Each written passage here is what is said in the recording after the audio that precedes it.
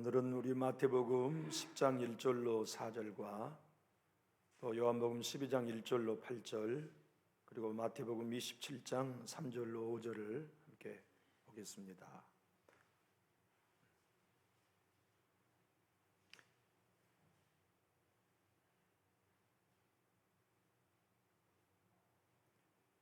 예수께서 그의 12제자를 부르사 더러운 귀신을 쫓아내며 모든 병과 모든 약한 것을 고치는 권능을 주시니라.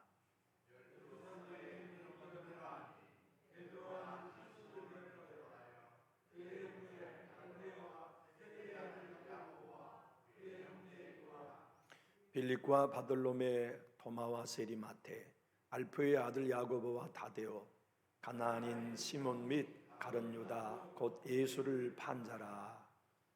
유월절 여세 전에 예수께서 베다니에 이르시니 이곳은 예수께서 죽은 자 가운데서 살리신 나사로가 있는 곳이라.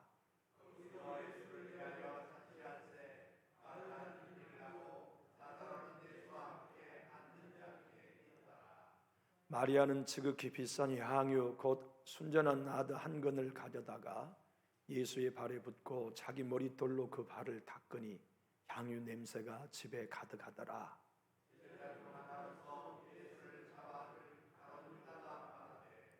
이 향유를 어찌하여 300데나리온에 팔아 가난한 자들에게 주지 아니하였느냐 하니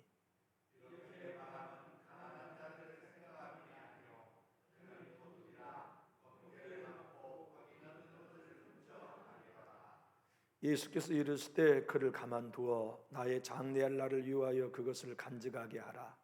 가난한 자들은 항상 너희와 함께 있거니와 나는 항상 있지 아니하니라 하시니라. 아멘. 우리 마태복음 27장 3절로 5절을 한번 띄워주시죠.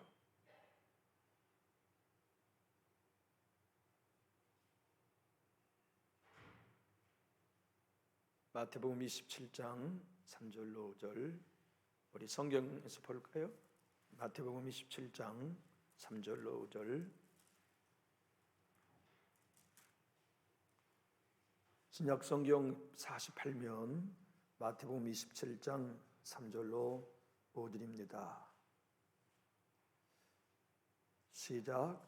그때 예수를 판 유다가 그의 정죄함을 보고 스스로 뉘우쳐 그 은 30을 대제사장들과 장로들에게 도로 갖다 주며 이르되 내가 무죄한 피를 팔고 죄를 범하였도다 하니 그들이 이르되 그것이 우리에게 무슨 상관이냐 내가 당하라 하거늘 유다가 은을 송소에 던져놓고 물러가서 스스로 목매어 죽은지라. 아멘. 여러분 예배하시다가 혹시 손이 풀리시거나 숨이 막히시고 그러면 조용히 일어나서 나가셔도 됩니다. 아마 이 트리를 도색을 해놨는데 이 도색의 냄새가 여러분에게 혹시 그렇게 어지럽게 하고 있지는 않나 하는 생각이 갑자기 들어서 제가 앞에 창문을 좀 양쪽을 열어놨습니다. 갑자기 내가 어지럽다 힘이 없다 그러시면 조용히 그냥 자리에 일어나셔서 밖에 찬바람 쐬셔도 되니까요. 불편하게 생각 마시고 편안하게 예배하시면 좋겠습니다. 12사도에 관한 말씀을 오늘 마지막 나누게 되었습니다. 마태복음 10장에 설명하는 첫 번째 사도 베드로부터 시작하여 마태복음 10장에 설명하는 마지막 사도 제자 가룟 유다 오늘 가룟 유다에 통하여서 함께 주님의 메시지를 듣고자 합니다. 주님의 12제자는 유명한 사람 한 사람도 없었어요. 다 어부이거나 허물 많은 과거가 있는 사람이거나 혹은 열심당원 데모 주동자들 그들이 예수님이 부르신 제자들이었어요. 쉽게 말하면 평범한 사람들이 아니었습니다. 평범 이하의 사람들. 그들에게 교회를 맡긴다 어울리지 않는 사람들이었어요. 사도의 직임을 준다는 것 또한 더더욱 어울리지 않는 평범 이하, 수준 이하의 사람들이었죠. 주님은 그러나 그러한 사람들을 제자로 불러 사도로 만드는 데 어려움을 당하지 않으셨어요. 하나님의 능력과 은혜는 그들을 또 변화시켜 위대한 사도로 만들어 가실 수 있었고, 부족한 저와 여러분도 하나님의 은혜는 복된 믿음의 사람들로 성장시키는데 전혀 문제가 되지 않는 능력입니다. 하나님의 은혜로 평범한 어부들을 하루에 3,000명 전도하는 사도로 성장시키셨어요. 성령의 능력을 부어주셔서 교회를 세우게 하시고, 성령의 도우심과 인도하심을 따라 복음의 비밀 깊이 깨달았어요.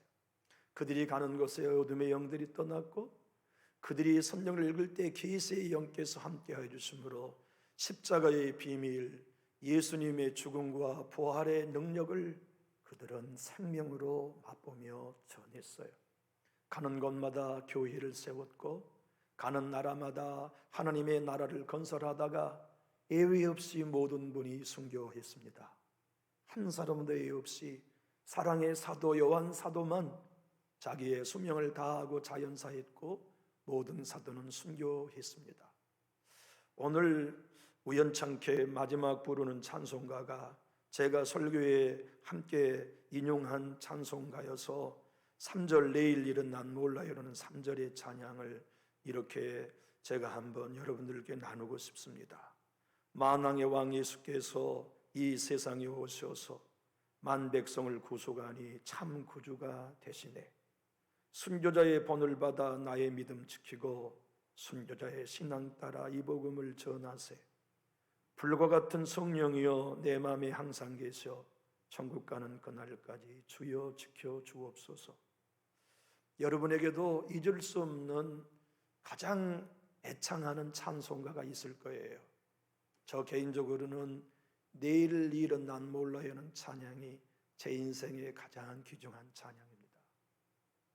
제가 섬사람이잖아요. 섬에서 태어나 중학교 2학년 때 성령 하나님을 만났어요.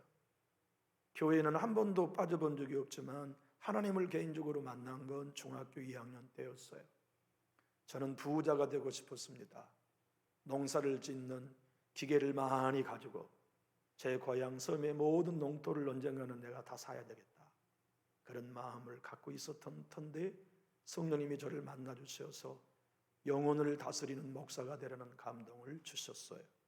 그때부터 고등학교를 졸업할 때까지 매일 성전에서 밤마다 1시간씩 기도하면서 첫 번째 부르는 찬양, 마지막 마침으로 부르는 찬양이 내일 일은 난 몰라요 하는 찬양이었어요. 그리고 3절을 부를 때마다 주님, 나도 순교자가 되게 해주세요. 순교자의 신앙 따라 내 믿음 지키고 순교자의 본을 받아 나의 신앙 복음 전하는 한 사람의 설교자가 되고 싶습니다. 그런 꿈을 꾸게 해 주었던 하나님의 선물이 내일 일은 난 몰라요 찬양이었어요. 맞아요. 사도들도 내일 일은 난 몰랐어요. 그리고 하나님이 인도하신 대로 하루하루를 살다가 어떤 이는 아프리카에까지 가서 순교하고, 어떤 이는 영국으로 가서 페르시아에서 순교하고, 어떤 이는 인도에 가서 순교하고, 어떤 이는 로마에서 십자가에 거꾸로 매달려 저녁 가로등 횃불령으로 순교한 사도들도 있었어요. 12명의 사도 안에는 들지 않지만 사도 바울 역시 머리가 참수형을 당하여 순교했지요. 주님은 한 사람도 실패하지 않았습니다마는 불행하게도 가룟 유다는 변화되지 않았어요. 가룟 유다는 예수님을 팔았죠. 마태복음 10장 1절로 4절의 마지막 사도의 이름은 가룟 유다를 소개하고 있지 않습니까? 그는 12명의 제자 가운데 가장 똑똑했어요. 돈 계산도 빠를 뿐만 아니라 명석했어요. 그리고 그는 예수님과 공동체의 돈을 맡는 회계도 맡고 있었어요. 그런데 그가 복된 이름, 유대인들에게는 가장 영광된 이름이 아들을 낳으면 유다로 짓습니다. 다윗 자손이요, 다윗의 조상이요, 그리고 남쪽 유다의 대표적인 이름이 유다였기 때문에 가장 인기 있는 이름이 유다였어요. 그런데 가룟 유다가 예수님을 팔고 난 다음에는 어느 누구도 자녀의 이름을 유다로 지을 수 없는 거지요. 그의 이름이 욕된 이름이 되어버렸기 때문이에요. 그러나 우리 주님은 그에게 은 30이 팔리기는 했지만 주님은 그가 위대한 사도가 되기를 원하셨어요. 하나님 또한 처음부터 제자를 부를 때 네가 언젠가는 예수님을 팔 것이다만 그것을 뉘우치고 위대한 사도가 되기를 바라는 것이 가룟 유다를 부르신 하나님의 의도였어요. 로마서는 이렇게 말씀하지 않습니까? 죄가 더한 것에 은혜가 더욱 넘치는 법이니 예수님을 판 가룟 유다는 분명 회개했더라면 성사도 유다가 되기에 충분했을 것입니다. 도주 목사님은 그래서 이렇게 얘기합니다. 12명의 제자 가운데 가장 위대한 사도가 될 수 있는 사람은 유다였습니다. 유다가 만약 자기의 죄를 넘어 회개할 수 있었다면 역사는 그를 틀림없이 성유다로 기록되었을 것입니다. 그러나 그가 예수님을 파는 죄의 유혹을 마침내 결행하고 그 죄를 뉘우쳐 하나님 앞에 회개하지 못한 결과 가장 부끄러운 이름 가룟 유다로 생을 마감하게 되었습니다. 여러분, 하나님은 오늘 가룟 유다를 통하여 우리에게 어떤 메시지를 주고 계실까요? 가룟 유다를 통하여서 여러분과 저의 삶에 어떤 삶을 복음으로 살아내도록 초대하고 계실까요? 간단하고 명료합니다. 한번 따라 하실까요? 죄책감이 밀려올 때 예수를 바라보라. 죄책감을 밀려오면 사람은 둘 중에 하나밖에 못 받아요. 복음으로 승리하는 사람은 죄책감이 밀려오면 예수님을 바라봅니다. 십자가를 바라봅니다. 그러면 그 죄책감이 그 사람을 끌어내리는 물귀신이 아니라 승리할 수 있는 하나님의 능력이 되어주어요. 그런데 사단은 죄책감을 우리 안에 밀어주어서 누구를 보게 하냐면 넘어진 나를 보게 해요. 부족한 나를 보게 해요. 쓰러졌던 내 과거를 보게 해요. 사람들이 비난하고 정죄한 나로 묶어놔서 죄책이 예수가 아닌 넘어진 나만을 보게 만들어줘요. 그러면 회복 못합니다. 유다 사도는 예수님을 판 것으로 인하여 넘어진 게 아니에요.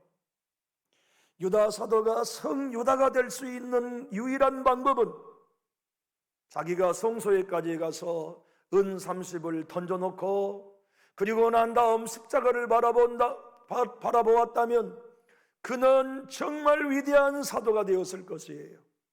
하지만 그는 그렇게 못했어요. 사단이 그의 눈을 가리운 거죠. 예수를 팔았던 며칠 전에 자기의 실수를 보게 했어요. 밤 어두운 시간에 대제사장들과 함께 모의했던 자기의 며칠 전의 실수를 생각했어요. 죄책감이 그로 말미암아 자기의 실수와 연약함을 보게 만들면 사람은 절대로 회복 못합니다. 죄책감은 힘이 있어요. 그래서 죄책감은 사자의 입에 물려있는 먹잇감과 같아요. 사자가 먹잇감을 먹고 좋은 곳으로 데리고 가지 않지 않습니까? 찢어버리잖아요. 죽이잖아요.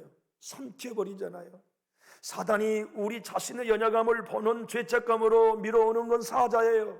우리 살리려고 주는 죄책감이 아니에요. 우리의 기도의 자리를 찢어놔버려요. 기쁨의 마음을 찢어놔버려요. 예배하는 감격을 찢어놔버려요. 그래서 우리로 말미암아 믿음 있는 것마저도 상실하게 하는 것이 사단이 우리의 과거와 실수를 비추어 죄책감으로 몰아가는 자리이지요. 그런데 하나님도 우리에게 죄책감을 주십니다. 하나님이 죄책감을 주실 때에는 살리려고 주세요. 치료하려고 주세요. 회복시키려고 주세요. 다시 일어나서 더 위대한 삶을 살도록 죄책감을 주시죠. 하나님이 주시는 죄책감은 언제나 우리로 예수를 보게 합니다. 십자가에 흘리신 예수의 피로 인하여 내 죄가 씻었음을 확신하게 합니다. 그래서 그 죄책감이 우리를 흔들어 놓고 우리의 인격을 뿌리부터 흔들어 놓지만 하나님이 주시는 죄책감은 마침내 승리의 고지에서 찬송하게 합니다. 예수의 피로 자유를 누리게 하시고 예수님의 십자가의 승리를 나의 것으로 소중히 여기게 하시고 그것으로 인하여 우리가 영원히 허락된 하나님의 영광 안에 거하게 해주세요. 여러분, 베드로가 죄를 더 지었을까요? 가룟 유다가 죄를 더 지었을까요? 베드로가 훨씬 가룟 유다보다 더 큰 죄를 지었습니다. 예수님을 은 30의 판일보다 나 저 작자 몰라요 3번 부인하고 저 작자를 내가 저주합니다 했던 베드로가 훨씬 가룟 유다보다 예수님의 가슴에 더 큰 못을 박았어요. 그런데 베드로는 닭이 2번 울기 전에 주님의 말씀처럼 뉘우치고 회개합니다. 그리고 십자가를 바라봅니다. 십자가를 바라보기 때문에 마가의 다락방에 무릎을 꿇습니다. 회개한 그에게 하나님은 성령을 부어주셔서 사도 중에 사도로 그의 삶을 다시 교회로 인도해 주셨지 않습니까? 그러나 오늘 우리가 읽은 대로 이 가룟 유다는 마태복음 27장 3절로 5절에 스스로 뉘우치기까지는 잘했어요. 성경은 이렇게 마태복음 27장 3절에서 말씀합니다. 그때 예수를 판 유다가 그의 정죄됨을 보고 스스로 뉘우쳤어요. 죄책감이 생겼어요. 내가 괜히 예수를 팔았네. 내가 선생님을 괜히 팔았네. 죄책감과 정죄감이 그에게 밀려왔어요. 그리고 스스로 뉘우쳤어요. 잘못했구나. 내가 사단에게 생각이 잠깐 뺏겼었구나. 그래서 없었던 일로 하고 싶어 모의했던 대제사장과 장로들에게 가서 은 30을 도로 갖다 주었어요. 사탄은 언제나 실속어 넘어진 우리들에게 얘기합니다. 너와 내가 무슨 상관이 있냐? 넘어졌으면 네가 혼자 당하라고. 사탄은 죄책을 느끼는 모든 인생을 지옥으로 끌고 가는 것처럼 대제사장과 장로들도 똑같이 말했어요. 네가 당해라. 네가 한 일이니 그 모든 핏값은 네가 당해라. 4절은 이렇게 하고 있어요. 이르되 내가 무죄한 피를 팔고 죄를 범하였도다 하니 그들이 이르되 그것이 우리에게 무슨 상관이냐? 내가 당하라 하거늘. 유다가 은을 어디에 던져 놓아요? 어디에 던지고 갔습니까? 성소까지 갔다면 희망이 있는 거예요. 하나님이 계시는 성소까지 갔어요. 은혜가 있는 성소까지 갔어요. 회복을 주시는 성소까지 갔어요. 거기서 하나님 만나야지. 찢어졌다고 할지라도, 넘어졌다고 할지라도, 자기가 예수님을 팔고 배신했다 할지라도 다구는 소리에 회개한 베드로보다 성소에서 자기의 죄를 뉘우친 가룟 유다가 훨씬 회복할 기회가 컸던 거예요. 성소에까지 갔잖아요. 여러분과 제가 오늘을 살면서 성소인 예배당에 나왔습니다. 주님이 임재하신 성소에 나왔어요. 이곳에서 우리가 죄책을 느낄 때 여러분 절대로 죄책 다시 가지고 가시면 안 돼요. 이 성소에서 우리를 위하여 피 흘리시는 예수님 만나야 합니다. 예수의 보혈로 우리의 영혼과 죄책을 씻음받고 그분이 십자가에서 우리의 모든 죄책을 담당하신 것을 확신하고 날갯짓을 하며 그물에서 걸린 새가 자유하듯 해방을 누리고 일어나야 됩니다. 그가 찔림은 우리의 허물을 인하며 그가 상함은 우리의 죄악을 인함이라. 그가 징계를 받음으로 평화를 누리고 채찍에 맞음으로 나음을 입었도다. 우리는 다 양 같아서 그릇 행하여 각기 제 길로 갔거늘 여호와께서는 우리 무리의 죄악 나 가룟 유다 나 황인석의 죄악을 그에게 담당시키셨더라를 믿고 죄책에서 벗어나야 돼요. 그래야 우리는 날아갈 수 있어요. 그래야 자유할 수 있어요. 그래야 사단의 공격이 아닌 은혜 안에 성장할 수가 있지요. 우리는 요한복음의 말씀 가룟 유다의 이야기를 또 읽었어요. 삭개오 오빠가 죽었다가 나흘이 지나 썩은 냄새가 나는데 예수님이 오셔서 살려주셨으니 마리아와 마르다는 얼마나 고맙고 감사했겠어요. 예수님과 예수님의 제자들이 다시 자기 집에 오니까 큰 잔치를 벌려드렸어요. 근데 이번에도 마르다는 음식을 만드는 데 분주하고 마리아는 주님께 받은 은혜가 너무 감사해서 뭘 드릴까 고민하다 생각이 났어요. 언젠가 나도 결혼하면 첫날 밤 신랑의 발등에 깨뜨려서 내 머리털로 신랑의 발을 닦아드릴 향유옥합을 깨뜨렸어요. 그리고는 우리 주님의 발등에다가 깨뜨려서 붓고 자기 머리털로 예수님의 발을 씻어드렸어요. 가룟 유다가 단번에 마리아를 꾸짖습니다. 야야야, 너 왜 낭비하냐? 이걸 300데나리에다 팔아가지고 가난한 사람들에게 나누어주면 얼마나 선하겠냐? 왜 넌 이것을, 이 거룩한 것, 돈 귀한 것을 낭비하느냐? 여러분, 300데나리온은 그 당시 일용 근로자의 하루 일당이 1데나리온이었어요. 그러니까 안식일을 빼고 나면 일용 근로자가 하루도 쉬지 않고 1년을 일해서 모아야 살 수 있는 게 주님의 발등에 깨뜨린 옷값의 값이었다고요. 작은 돈이 아니었어요. 그렇게 했던 것은 성경은 오늘 의도적으로 요한복음 말씀합니다. 그것은 가난한 사람을 사랑해서가 아니라 도둑이어서 그들이 돈깨에 넣으면 훔쳐갈 속셈으로 가룟 유다가 그렇게 했다고 성경은 부연 설명해 주고 있습니다. 맞습니다. 죄책감은 아파요. 죄책감을 갖고 어느 누구도 편안하게 잠들 수 없어요. 죄책감을 갖고서는 어느 누구도 소화가 잘 되지 않아요. 죄책감을 가졌는데 예배가 살 리가 없고, 죄책감이 남아있는데 기도가 막히지 않을 수는 없어요. 죄책감이 있다면 관계가 어그러질 수밖에 없고 인격이 왜곡될 수밖에 없으며 믿음이 죽을 수밖에 없는 거죠. 그래서 예수님은 이 땅에 오셔서 죄책감을 해결하기를 원하세요. 해결해 주셨어요. 주님을 믿고 예수 그리스도의 은혜 안에 있는 사람들은 누구나 과거의 나의 실수와 죄로 말미암아 오늘의 영향을 미치는 엉컹교인 이 죄책감으로부터 해방시켜 주세요. 그러기 위해 예수님이 십자가를 지셨지요. 신학자인 버클레프라는 분은 이렇게 얘기했습니다. 최소한의 믿음만으로도 사망의 독점을 제거하기에 충분합니다. 왜냐하면 죄책감을 없애주기에는 믿음이면 충분하기 때문입니다. 하지만 온전한 확신을 가지면 사망의 턱과 이빨을 부서뜨릴 수 있습니다. 그것이 사망의 두려움과 공포를 제거하는 힘을 가졌기 때문입니다. 여러분, 작은 믿음도 사망의 독침, 죄책을 꺾어버리기에 충분하다는 것을 하나님의 사람들은 알았어요. 그러나 예수의 십자가로 예수님을 판 은 30의 죄도 용서받을 수 있는 확신을 만약 가룟 유다가 가졌더라면 그는 사망의 턱을 깨뜨리고 사망의 이빨을 깨뜨리고 그리스도의 복음의 능력 안에 성 유다가 되기에 충분히 있을 것입니다. 사랑하는 교우 여러분, 우리 모두가 양심이 살아나면 죄책이 생겨납니다. 성령은 우리에게 오시면 죄책 없는 죄의 해방을 주시지 않습니다. 왜냐하면 죄책의 아픔만큼 용서의 기쁨이 커지기 때문에 그래요. 하나님은 우리에게 용서의 기쁨을 주기 원하십니다. 사도 바울은 지난날에 자기의 실수에 죄책을 느끼지 않는 게 아니었습니다.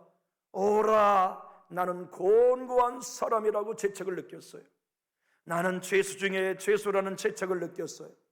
나는 포악한 자요 잔해한 기계라는 죄책을 느꼈어요. 그러나 그 깊은 죄책이 자기 자신을 바라보게 했다면 그도 사도가 될 수 없었겠지만 하나님의 은혜는 십자가를 바라보게 하세요. 골고다에서 나의 죄를 담당하신 예수를 바라보게 하세요. 그 보혈의 능력을 바라보게 하세요.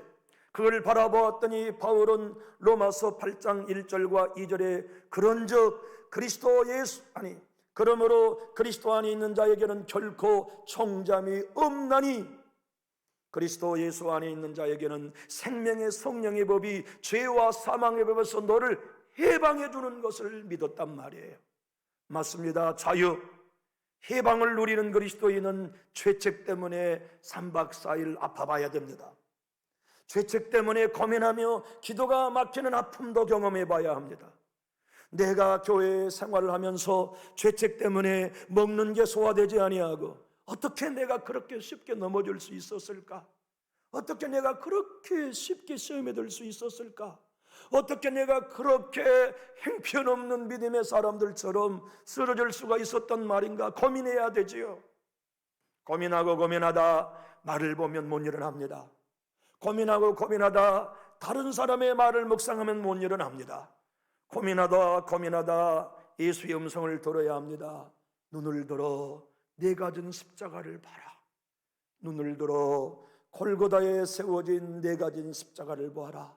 눈을 들어 내가 너의 허물과 죄악과 모든 실수를 감당하기 위하여 피 흘려준 보혈을 봐라. 예수를 보면 죄책은 명하게 되어줍니다. 예수님 없이 죄책은 독약 중에 독약이지만 예수님을 통해 본 죄책은 우리를 살려줍니다. 천국까지 인도해 줍니다. 기도의 능력을 더해주고 예배의 감정을 살려주며 우리 안에 없는 하나님의 사랑이 솟아나게 만듭니다. 마치 반석에서 생수가 솟아나듯 우리의 영혼 안에 성령의 기쁨과 평안이 솟아나서 세상에 알 수 없는 행복을 누리며 나에게 주어진 고난의 길도 묵묵히 걸어갈 수 있는 힘을 제공해 주지요. 한 권사님이 평생 동안 어릴 때부터 신앙을 했는데 마음에 은혜가 될 쯤 되면 은혜가 안 되고, 평생 동안 기도하면서 기도가 하늘문이 열릴 쯤 되면 안 열리고, 항상 자기의 삶과 믿음의 발목을 잡는 게 있다는 것을 알았지만 그게 뭔지를 몰랐어요. 그런데 유기성 목사님이 그 교회에 부흥 집회를 오셨어요. 근데 유기성 목사님이 증거한 메시지는 예수님의 십자가를 바라보라. 예수님의 십자가에서 용서받지 못할 죄는 없다는 메시지를 일주일 동안 들었어요. 그런데 집회가 끝날 즈음 이 권사님이 유기성 목사님에게 상담을 요청했어요. 그래서 목사님이 그 권사님을 만나보니까 그 권사님 안에 평생을 끌어내리는 죄책감이 있었어요. 그런데 그 죄책감을 유발한 게 큰 게 아니었다고요. 목사님, 제가 셋째 날 저녁에 말씀을 듣고 기도하는 동안 하나님이 환상을 보여주셨어요. 뭘 보여주셨는데요? 부끄러운 과거, 아무에게도 말하지 않는 저의 부끄러운 과거를 보여주셨어요. 언제 때 일인데요? 국민학교 1학년 때 일이에요. 무슨 일이었는데요? 제가 친구들이랑 고무줄 놀이를 하고 있었어요. 학교 운동장에서. 우리 집은 너무 가난했는데 나도 1원짜리 하나만 있으면 좋겠다. 나도 1원짜리 하나만 있으면 깎아 사 먹으면 좋겠다. 너무나 가난해가지고 1원짜리가 한번 갖고 싶었어요. 근데 그걸 얻을 수 있는 기회가 생긴 거예요. 친구들이 고무줄 놀이를 하면서 팔짝팔짝 뛰다가 친구의 호주머니에서 1원짜리가 딱 땅에 떨어졌어요. 근데 그 순간 너무 갖고 싶었어요. 그래서 나는 그만할래. 그리고는 1원짜리를 발로 밟았어요. 얼른 끝나서 친구들이 돌아가기만을 기다렸다고요. 근데 그걸 불행하게도 저 뒤에 있는 다른 친구가 봤어요. 야, 네 호주머니에 돈 떨어졌지? 돈을 잃은 친구가 보니까 내 1원짜리 없네? 제가 발로 밟고 있어? 이런 거예요. 근데 그게 너무 창피해가지고 다른 친구들이 야, 너 다리 들어봐. 다리 들으면 1원짜리 자기가 훔쳐가려고 숨긴 게 드러나잖아요. 죽어도 발을 안 들은 거예요. 너무 이게 창피하니까 죽을 만큼 크게 울어버렸어요. 그러니 친구들이 다 도망가. 그래서 그 1원짜리를 호주머니에 넣은 게 하나님이 보여주신 거예요. 그 작은 하나가 지금껏 너의 삶의 은혜의 세계에 나가지 못하도록 막고 있는 터치였다. 그래서 그것을 해결하고 난 다음 권사님의 내 삶 속에 진정한 자유를 누리게 되었다는 간증을 예수님 사람 일권 속에 담고 있어요. 영국의 천교도의 목사님은 이렇게 말씀했습니다. 예수를 믿고 회심한다는 것은 하나님과 평화를 누리는 행복입니다. 하나님과의 평화를 누리는 행복은 죄책으로부터 자유로워지는 것입니다. 가룟 유다, 예수님을 판 죄 때문에 죽은 거 아니에요. 저주받은 이름이 된 게 아니에요. 죄책이 생겼을 때 십자가를 통하여 예수님을 바라보았다면 그는 성유다가 되었을 것이지만 죄책을 통하여 자기를 바라보면 못 일어나는 법입니다. 여기 깨끗하게만 살아온 사람이 어디 있습니까? 12사도를 통하여 하나님은 마지막 우리에게 말씀합니다. 누구든지 허물이 있다, 누구든지 과거가 있다, 누구든지 남에게 말하고 싶지 않는 어두움이 있다. 그러나 그것을 예수를 통하여 용서받았다는 걸 믿어라. 그가 너의 모든 죄를 십자가에서 담당하고 그의 안에 있는 영원한 하나님의 의를 너에게 주었다는 걸 신뢰하라. 한번 따라 하실까요? 예수 안에 있는 너는 하나님의 의이다. 우리 고린도서 5장 21절을 읽고 마칠까요? 고린도서 5장 21절 한번 큰 소리로 읽어보십시다.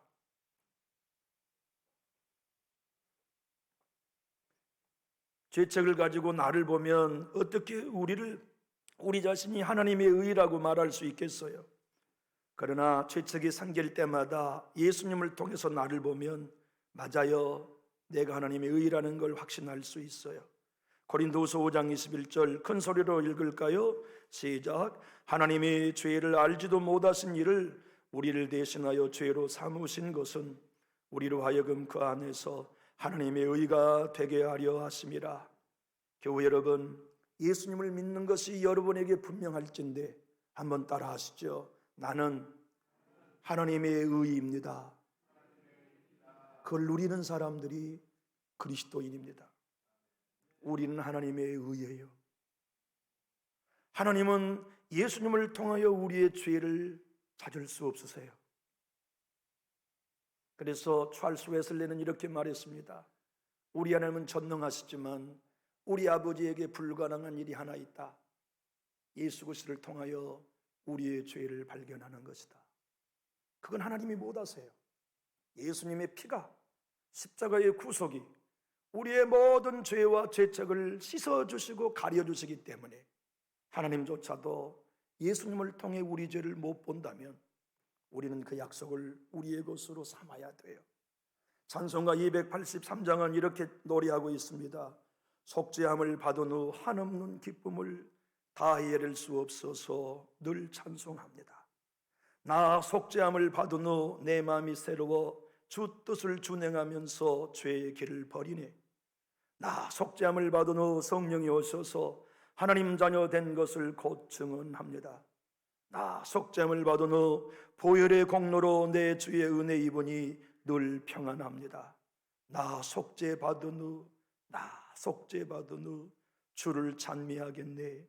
나 속죄받은 후 주의 이름 찬미하겠네. 사랑하는 교회 여러분, 우리 예수 바라보아요. 연약할수록 예수 바라봅시다. 우리 자신 바라보면 교만과 죄책 외에는 생겨난 거 없지만 예수님 바라보면 승리가 있어요. 자유가 있어요. 평안이 있어요. 승리가 있어요. 천국이 있어요. 예수만 바라봤다면 가룟 유다는 성유다가 됐을 것입니다. 그러나 자신의 연약함을 바라보았고 실수를 바라보았기 때문에 영원한 불명의 가롯 유다가 된 것처럼 우리 남은 여생 예수님을 통해 자신을 보기로 결정하셨다면 우리 큰 소리로 아멘 하실까요? 기도하겠습니다. 주신 하나님 아버지, 12사도를 통하여서 주님이 우리에게 주신 메시지를 오늘 마지막으로 들었습니다.